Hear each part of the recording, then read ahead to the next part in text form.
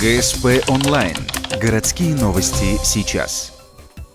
Среда, 14:30. Городская администрация. Совещание по подготовке к зиме. Присутствуют муниципальные предприятия Ухтинского и Сосногорского районов. Первыми докладывают соседи. Александр Мартынов обозначает основную проблему. Она связана с населенным пунктом Вайвош. Если по теплоснабжению СТК у нас вопросов все в рабочем порядке мы решаем, то по водоканалу есть трудности в связи с тем, что на сегодняшний день МУП «Водоканал Вайвош», он в стадии банкротства. Там купил конкурсный управляющий.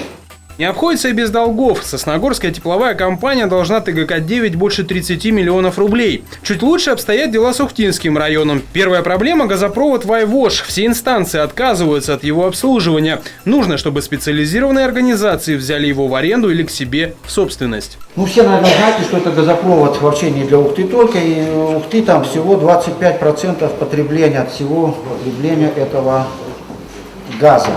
Поэтому без, как сказать, помощи республики этот вопрос не может разрешиться.